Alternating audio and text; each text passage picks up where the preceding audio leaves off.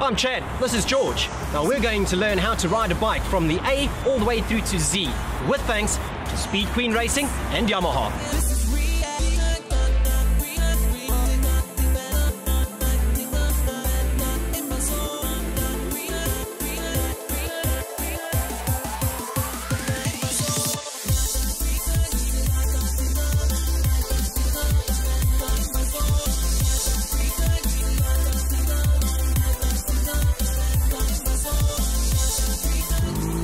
There we go.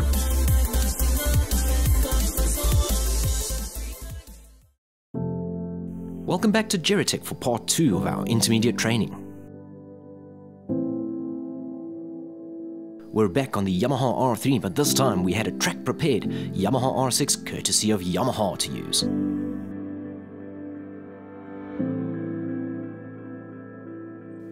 We started out things with a couple of handling exercises with Speed Queen. This time it was low speed swerving, and Speed Queen was showing us the importance of counter steering. George was riding the Yamaha R6, which is a fairly heavy bike, and the gaps that we're going through close as you progress, and this made it even more challenging as you went further along.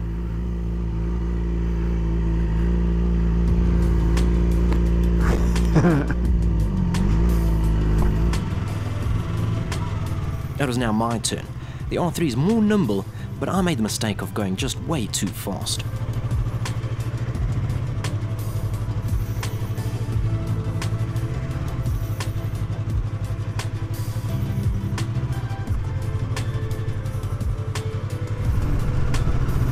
So there we go, that's a little bit of a weave, and yeah, it's a little tricky, it gets narrower, so yeah, running over a couple there towards the end isn't the end of the world, I guess. With that challenge completed, Speed Queen was reminding us to keep the balls of our feet on the pegs rather than our heels. This allows us to change direction with our legs a little easier. Nothing is really loose, but it is an unstable surface. So what is the key thing here for safety to remember? Back brake. Correct. No front brake. No front brake. Only back brake, please. Let the front wheel roll over, the back will follow. But you do need to, don't tighten up too much on the bar, but do hold it firmly. Guide it, but don't wrestle it. Exactly. Okay. Okay, and then? Now this cobblestone surface doesn't look too bad, but from onboard you can see how rough it is.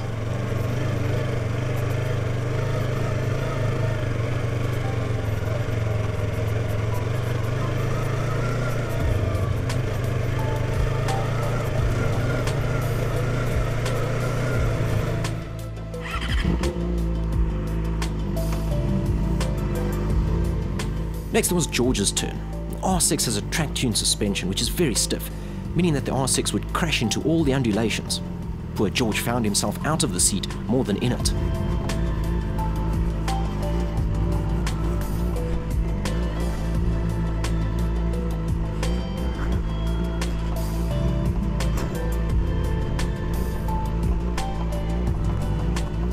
Yo, this is bumpy. Hell, this is what William Nichol's becoming. This is a sin to do this on a track R6. And it can actually knock your hand off the handlebar, and then I've seen that happen to people. You can't get it back in time and fall off. Yeah. Okay.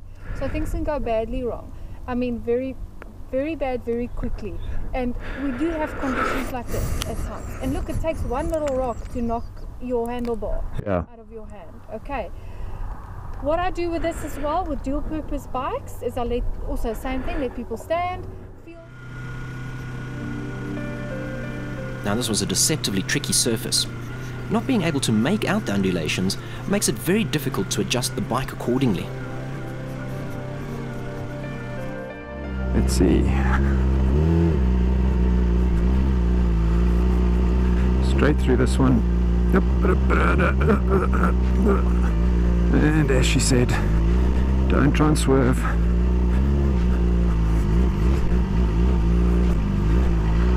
Go straight through the potholes. And it's uncomfortable and it doesn't feel natural, but I can see why you shouldn't swerve in this pothole. Because if you swerve, you can lose the front quite quickly. Next, it was time to start putting all the lessons together and head out onto the dynamic handling track.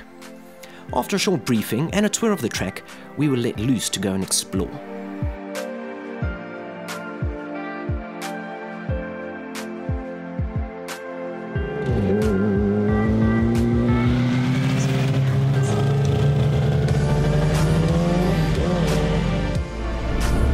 Alright, here we go. This is now the dynamic handling section.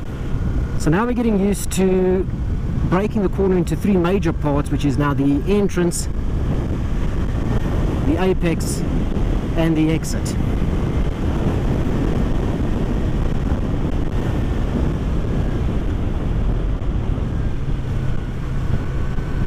Gotta watch where you go.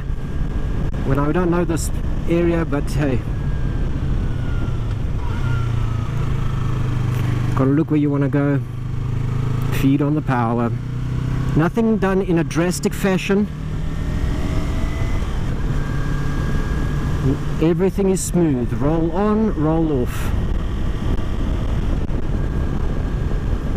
It's not a race. It's just getting used to cornering.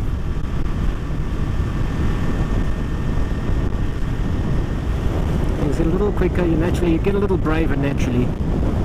But if you can't see the exit, you can't apply the power.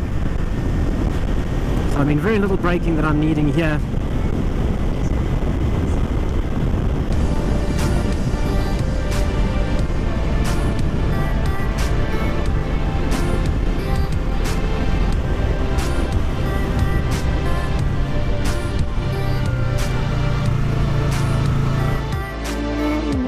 George is finally getting to enjoy the Yamaha R6 in its natural environment.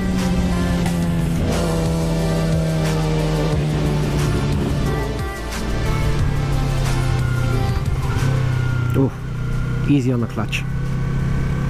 Feel the tail getting squirmy there as I let the clutch out too fast.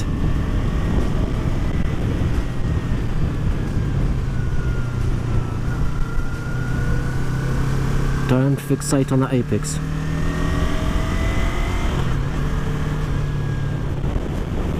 We managed to get a good number of laps in, getting used to selecting the right gear, using counter steering to turn in, and slowly but surely building up some speed.